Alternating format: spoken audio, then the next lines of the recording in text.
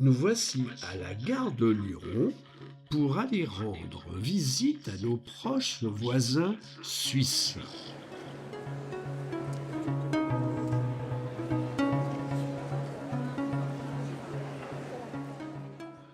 Le train pour Lausanne est bien affiché, mais nous aurons 2 heures de retard. 17 syllabes.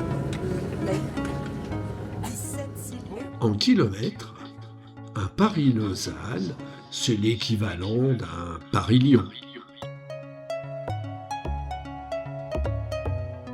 Pas de chance, notre TGV trop en retard ne pourra s'insérer dans le réseau ferry suisse. Nous finirons le voyage en TER debout.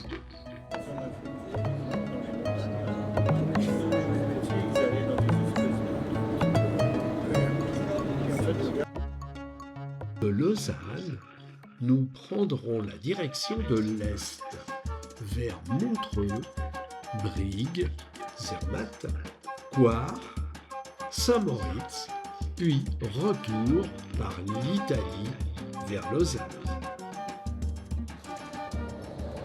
Les 9 millions d'habitants du pays ont un niveau de vie plus élevé que les Français.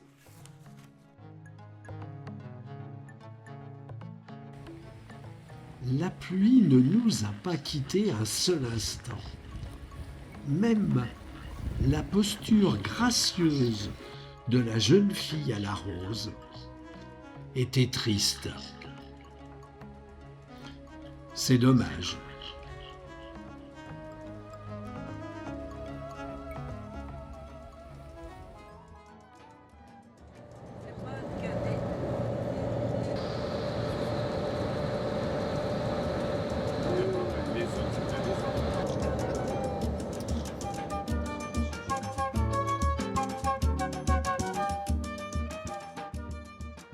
En fin de compte, nous longeons la vallée du Rhône côté suisse.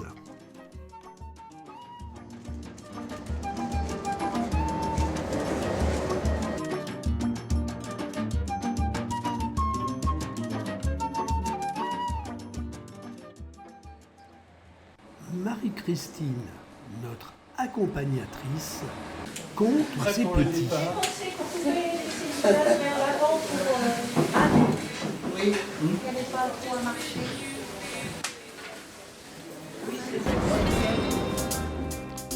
Gianni, notre chauffeur.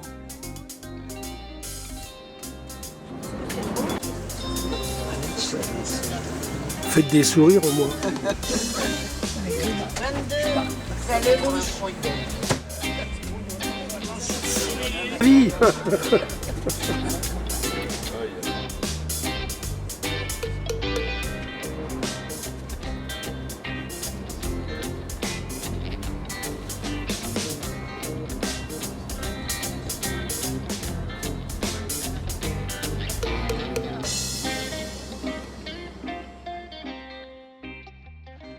La ville de Zermatt est sans voiture. Un petit train nous déposera en centre-ville.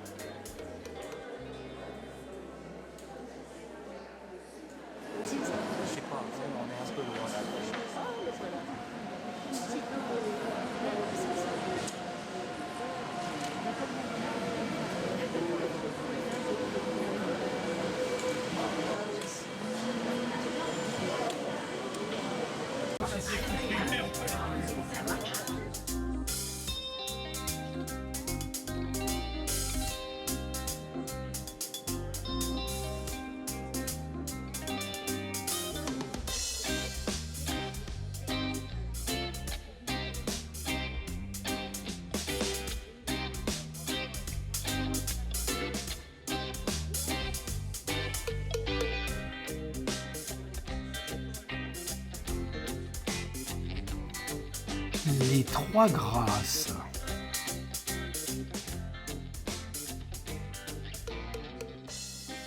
C'est une voie unique. Des emplacements aménagés sont nécessaires pour le croisement des trains.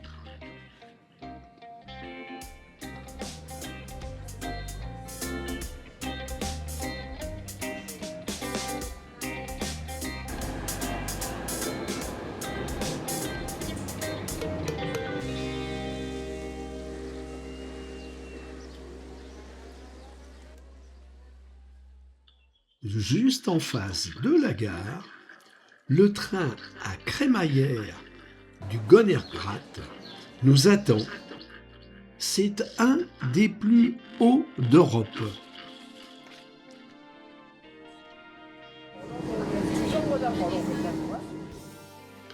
En 1896, plus de 1000 ouvriers, la plupart italiens, participèrent à l'ouvrage. Les conditions de travail étaient très difficiles, surtout à plus de 2000 mètres.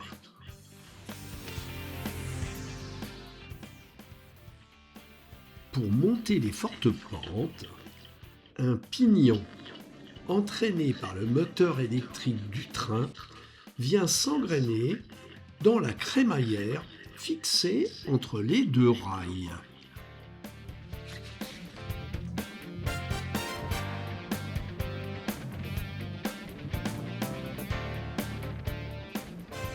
La ligne fait plus de 9 km de long et a 1470 mètres de dénivelé avec une pente maximale de 200%, soit 20 cm pour 1 mètre.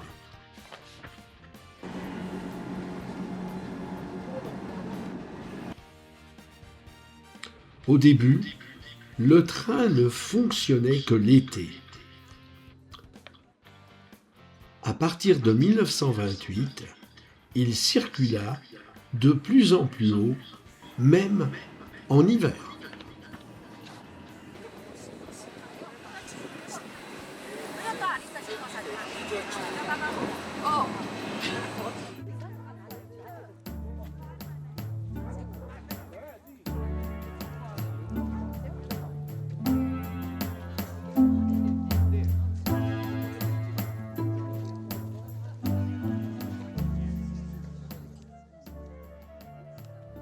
À plus de 3000 mètres, le site est magnifique, recouvert d'une couche de neige tombée hier.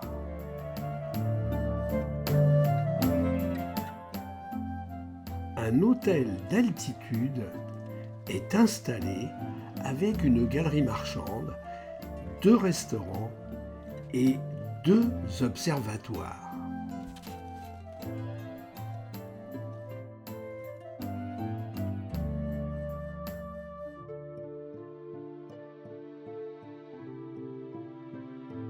Plus haut, un promontoire nous permettra, si le temps se dégage, d'admirer 29 sommets de plus de 4000 mètres.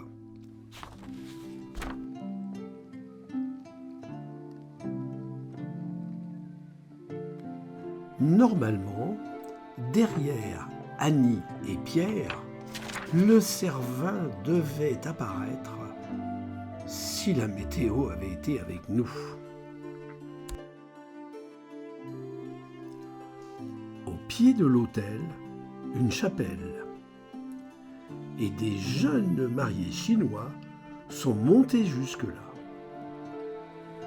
J'ai froid pour la mariée.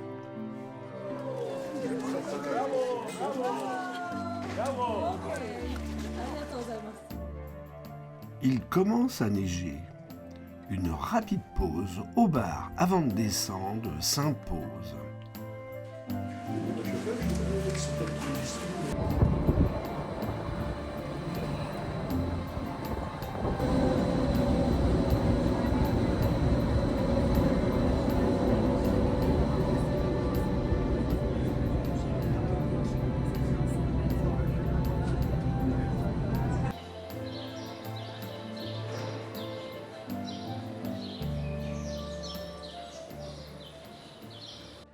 Zermatt est une station de montagne réputée pour le ski, l'alpinisme et la randonnée.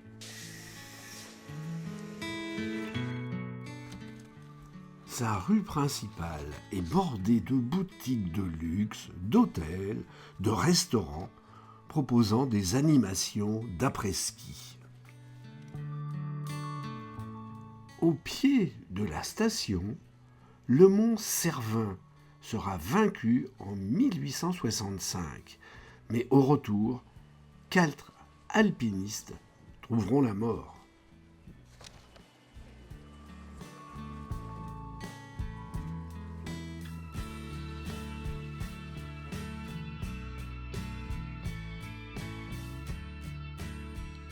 Au cœur de la voûte, une peinture de l'arche de Noé.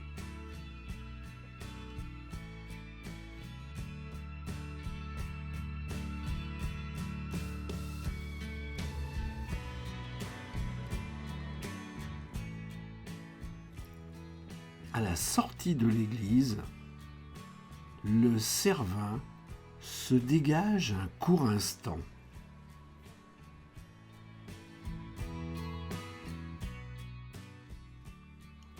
J'aime bien ce côté de Zermatt avec ses chalets en bois.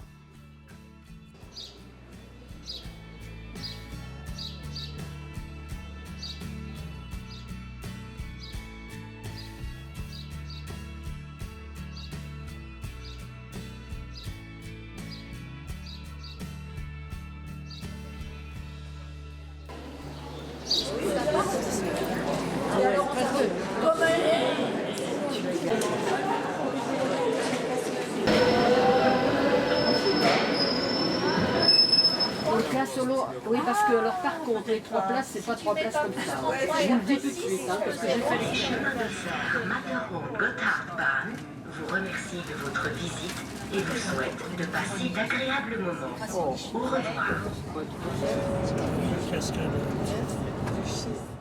La Suisse est considérée comme le château d'eau de l'Europe.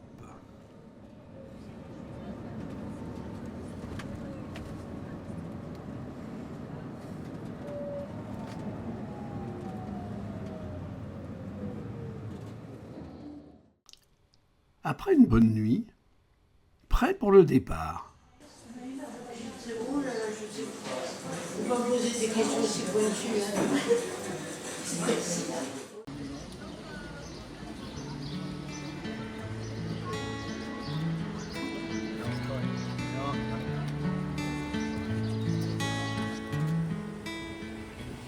C'est de cette ville que nous prendrons le Glacier Express,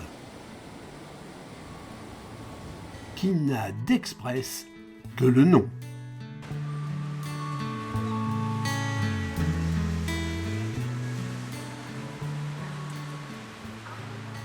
La pluie nous précipite vers ce train rouge. Cette couleur offre une bonne visibilité face au blanc d'altitude.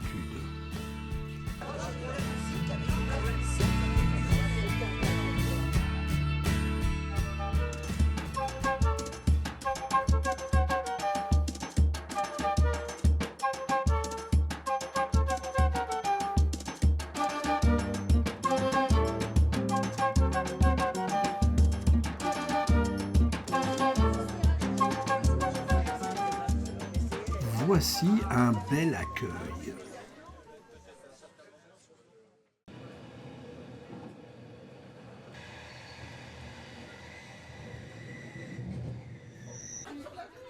Comme dirait Micheline, bercement du train, défilement des sapins, nous affrontons la montagne.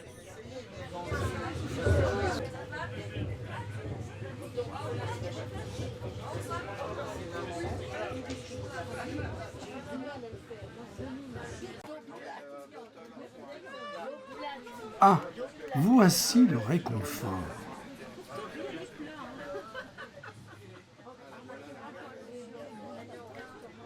Ce train moderne est conçu pour la contemplation et équipée de voitures panoramiques.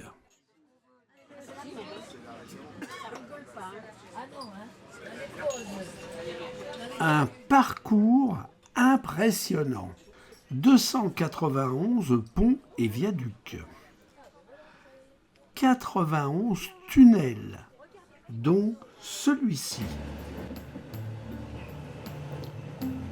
Un point culminant à 2033 mètres.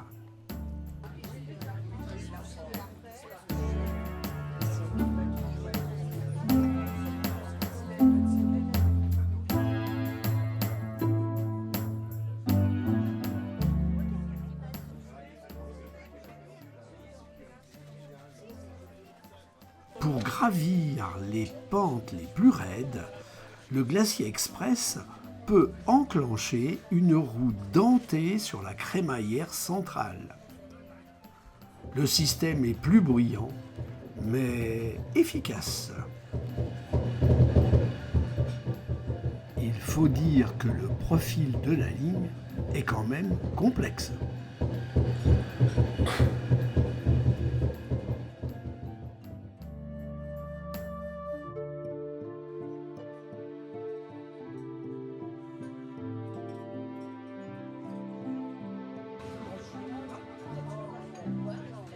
Nous arrivons pour le café au point le plus haut.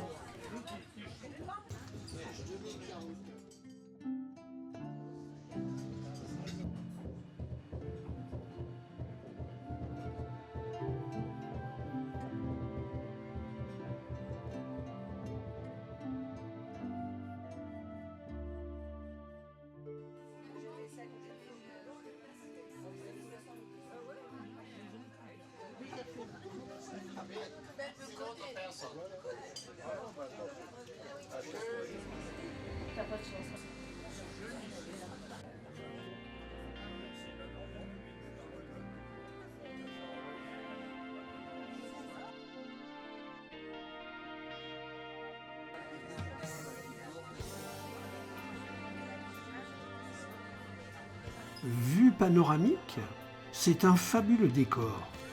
Moi, je ne vois rien.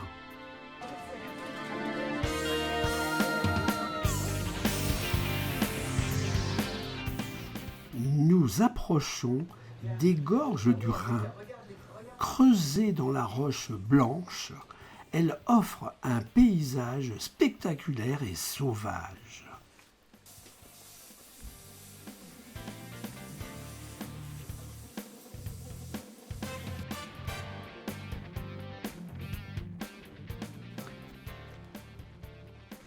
Le Rhin et le Rhône prennent naissance à 15 km à vol d'oiseau l'un de l'autre, au cœur du Saint-Gothard. Puis, chacun vivra sa vie, l'un vers le nord et l'autre vers le sud.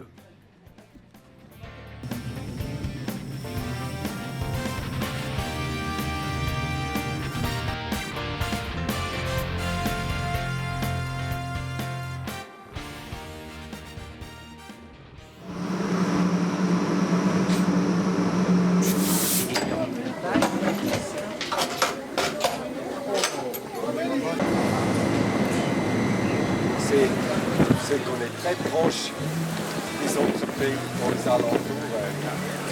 Grisons, c'est notre canton, c'est le nom de notre canton. Vous venez du Valais, qui est aussi un grand canton, mais Grisons, c'est le canton le plus grand. Il y a 7000 km², donc ça fait un sixième de la surface de la Suisse, c'est les Grisons. Et là, on a beaucoup de différentes cultures, comme je vous avais dit, il y a beaucoup de différents artistes. Les plus fameux, c'est peut-être la famille Giacometti, avec Alberto qui fait des sculptures, avec Giovanni qui est peintre, avec Diego et avec Augusto. C'est une cité urbaine, mais la nature sauvage commence au bout de la rue.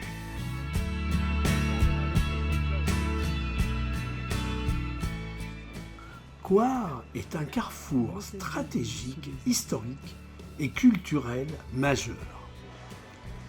Des fouilles archéologiques ont prouvé que le site est occupé sans interruption depuis plus de 10 000 ans, ce qui lui vaut le titre de plus vieille ville du pays. Nous prenons la direction de la cour épiscopale et de sa cathédrale. Perchée au-dessus de la vieille ville, la cathédrale a plus de 800 ans d'histoire. Le chœur présente au maître-autel un beau triptyque du XVe siècle en bois doré consacré à Notre-Dame.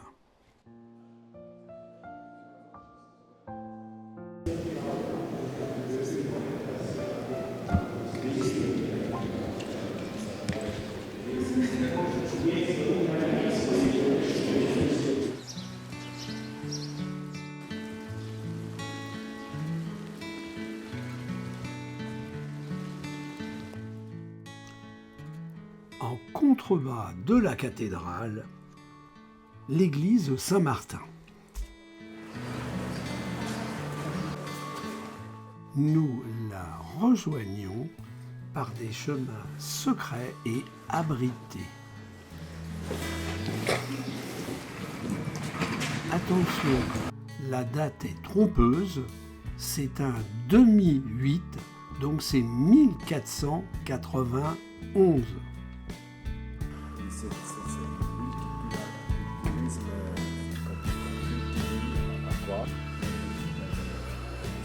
Et là, il y a une chanson qui s'appelle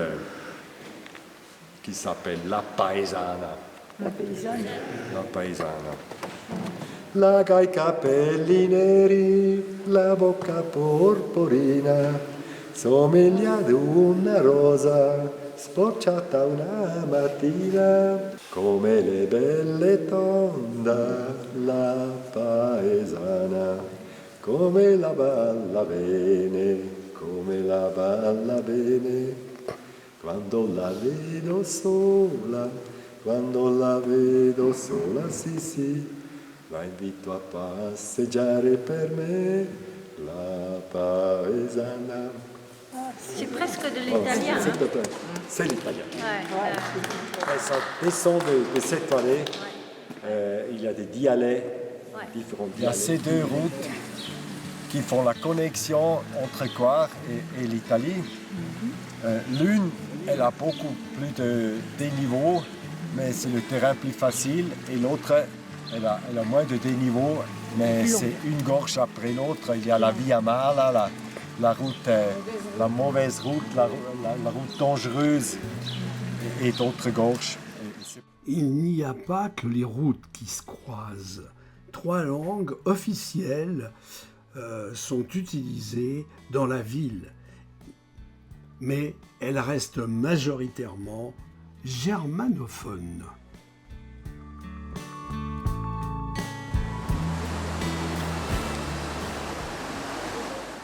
Un téléphérique part directement du centre-ville pour atteindre la montagne locale. Et l'hiver, les pistes de ski. Ça doit pas être si simple ça, parce que il a...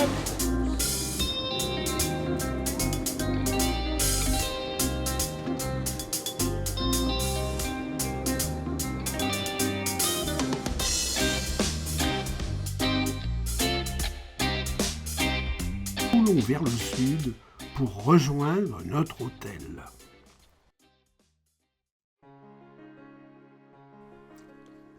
J'ai bien aimé ce vieil hôtel, tenu par une patronne à poigne, mais proposant beaucoup de produits naturels.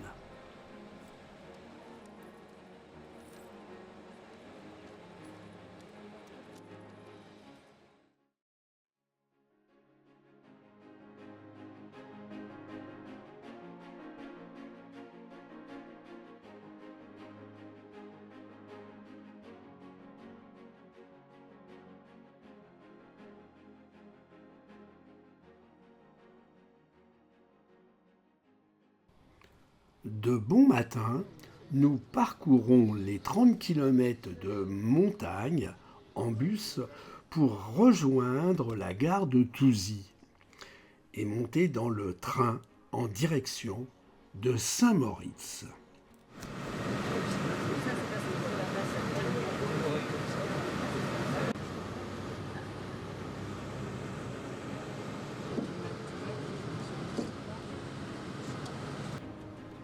Nous approchons de la gare.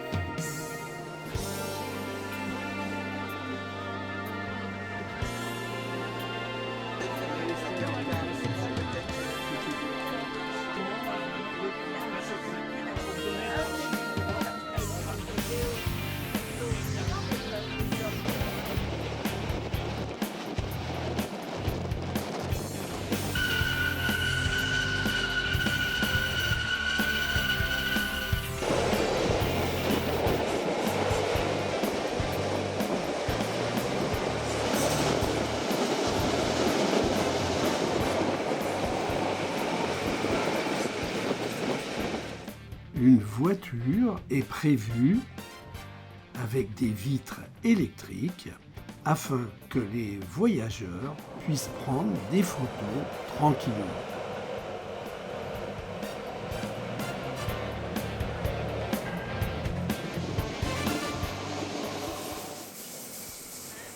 Bravo Micheline, ton haïku m'épate, j'en ai les pattes coupées.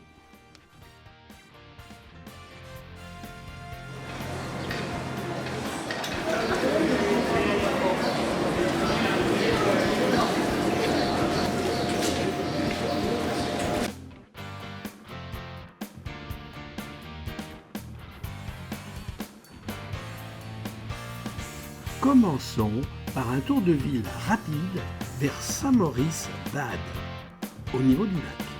Puis Saint-Maurice-Dorf, sur les hauteurs. Ils sont ouverts de nouveau au mois de juin. Parce que ici, tout le monde travaille dans le tourisme. Là, sur le lac de Silberplan, ça c'est le lac derrière, on fait beaucoup de la voile, windsurf, kitesurf, wingfoil, parce qu'on a presque tous les jours en été le vent, Regina Bazis, et là-haut, ça c'est l'hôtel Suvretta House. Non, ils ne font pas les photos. Non. C'est une nouvelle, mais celle-là est plus jolie et c'est toujours usé comme école. Celle-là.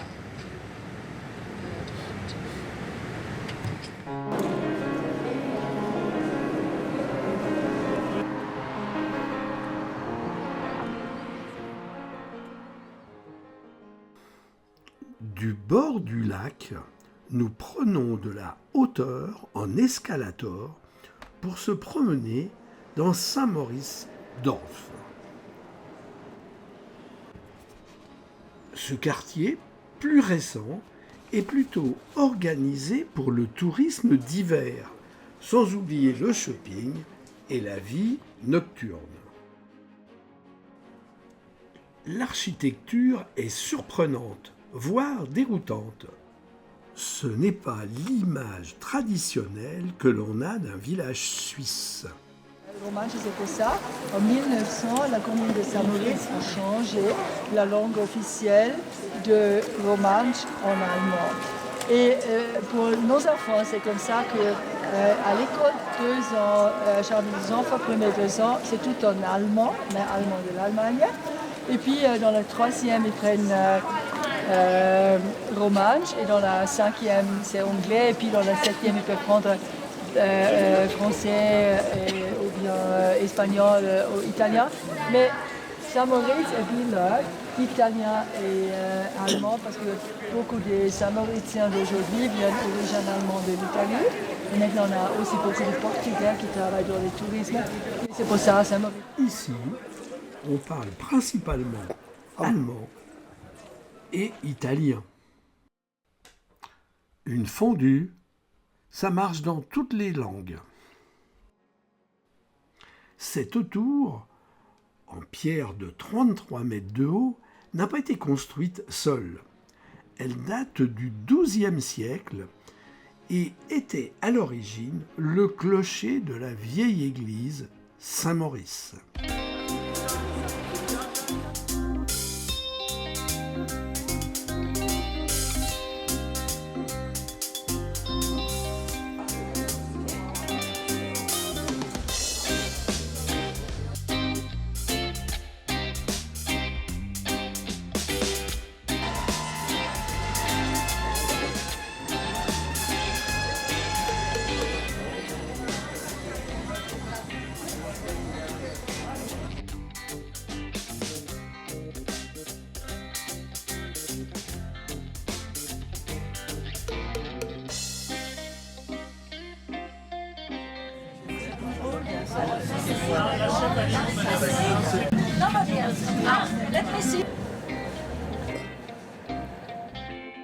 Après le contrôle des billets, nous quittons Saint-Moritz et son ambiance alpine, entourée de lacs et de sommets enneigés, pour descendre vers Tirano, à la frontière italienne.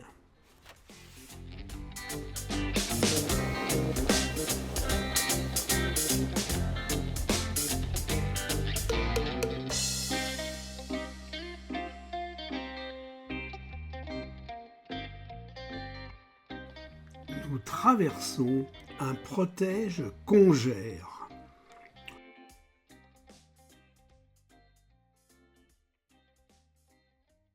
Carmen est là, voilà, j'ai Carmen, voilà, regarde, elle est là aussi. On est super bien là.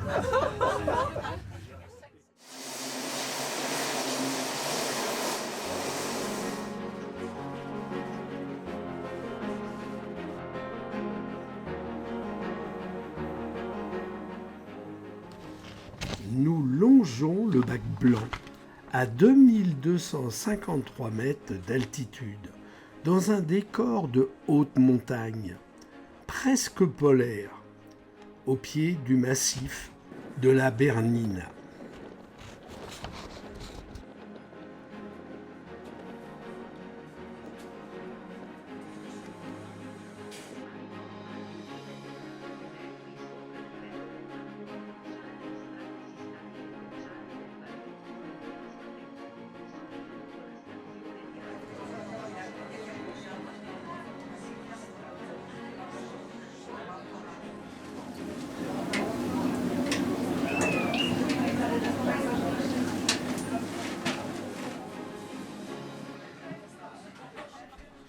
Sur une carte, l'on observe les nombreux lacets de la ligne du Bernina Express pour descendre doucement vers l'Italie.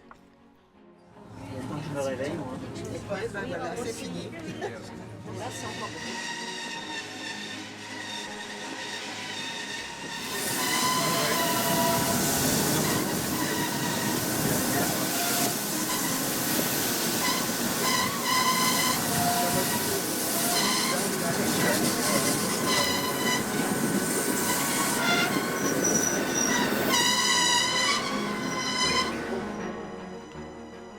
Sur cette voie, pas de crémaillère centrale.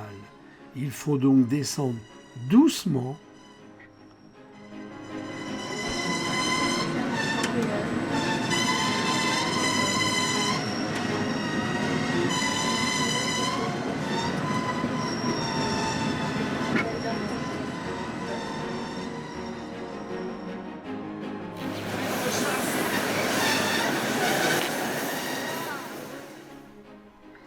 Ici, la voie ferrée dessine un grand cercle complet et passe en dessous d'elle-même.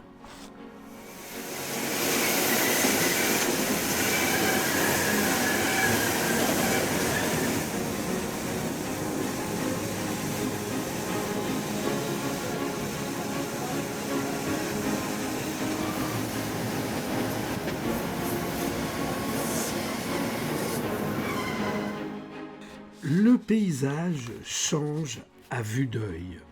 Nous ressentons déjà la douceur méditerranéenne.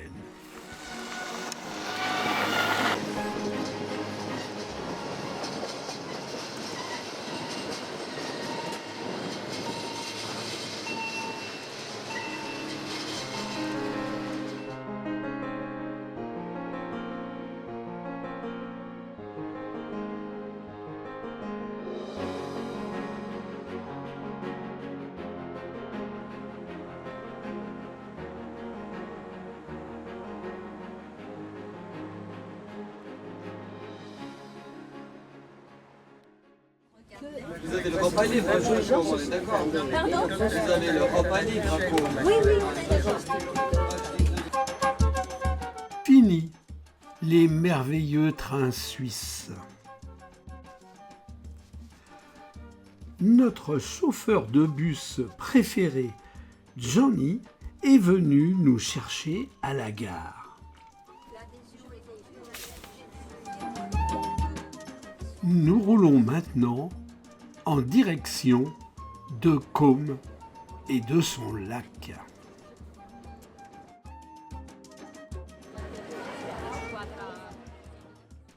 La ville de Côme est la porte d'entrée du lac. Au pied des Alpes. Nous sommes en Lombardie.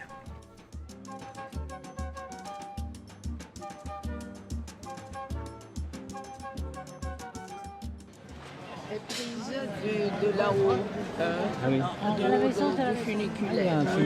Et là, donc les fortifications, la cathédrale.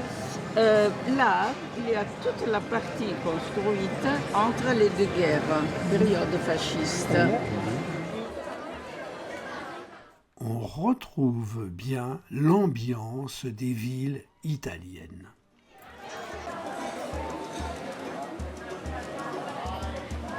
Période napoléonienne, il a présenté la pile à Napoléon. La ville est extrêmement fière d'être le lieu de naissance d'Alessandro Volta, célèbre Phénicien, inventeur de la pile électrique, qui a donné son nom à l'unité de mesure, le volt.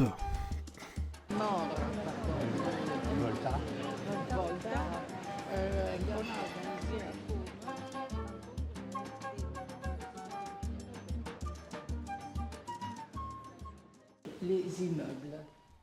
En poussant les portes cochères, les cours intérieures témoignent de l'évolution de la richesse à l'époque de la Renaissance.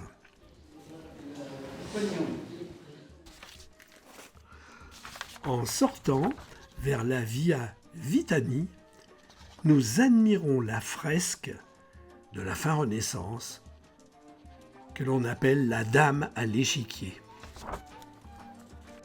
Et après, sous les Espagnols, les Autrichiens, Napoléon, les Autrichiens, et finalement l'unité du pays. Voilà donc un peu l'histoire. Il y a toujours eu quelqu'un qui nous a commandé. Et l'autre, Les rues sont typiquement médiévales, étroites, de murs très hauts.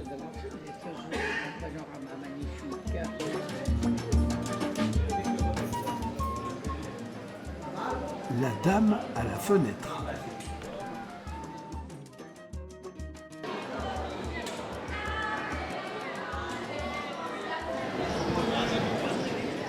Le quartier de la cathédrale de Côme est le cœur battant historique et politique de la vieille ville fortifiée. Sur la gauche, adossé directement à la cathédrale, cet ancien hôtel de ville du XIIIe siècle symbolisait le pouvoir civil face au pouvoir religieux. C'est la dernière cathédrale gothique construite en Italie en 1396. C'est le siège de l'évêché.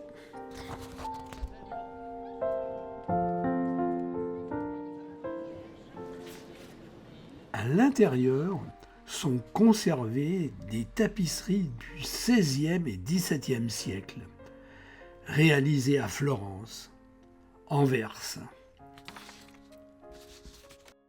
La rosace, une des plus grandes d'Italie. Ce bleu est absolument superbe. Le retable de Saint Joseph, illustrant l'enfance du Christ dans la Sainte Famille.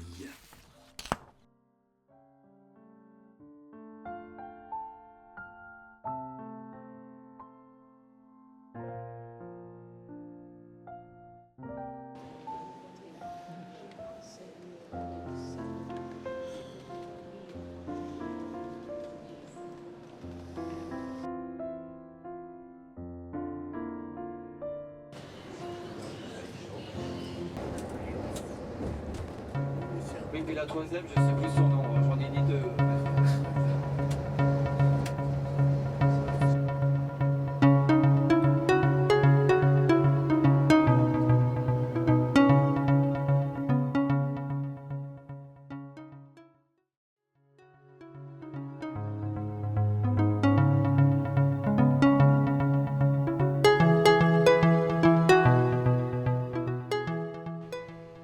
Ce matin, route vers la Suisse, en passant par le col du Simplon.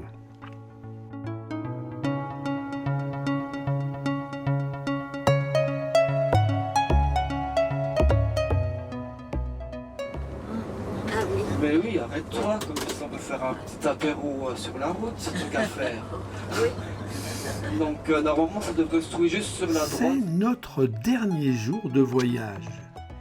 Et Gianni, toujours aux petits soins pour nous, a prévu un pot de fin de séjour.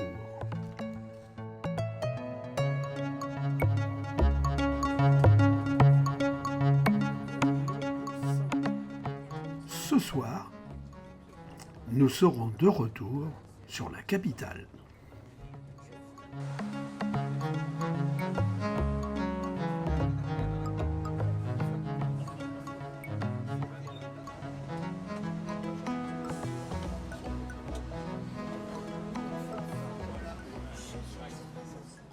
Ce col est un accès important entre la Suisse et l'Italie, jusqu'à Milan. Napoléon l'a rendu plus praticable pour y passer ses canons. Pour défendre la Lombardie, récemment conquise.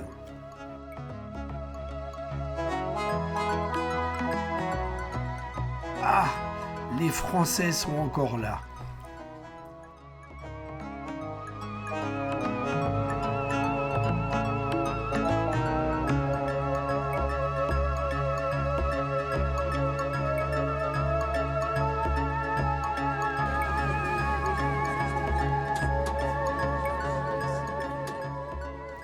Des réalisations plus récentes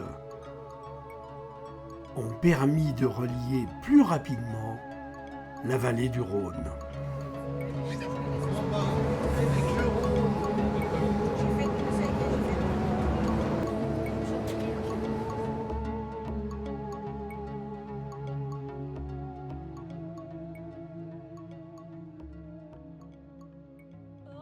J'ai oublié le train. C'est le moment de pousser une petite conclusion.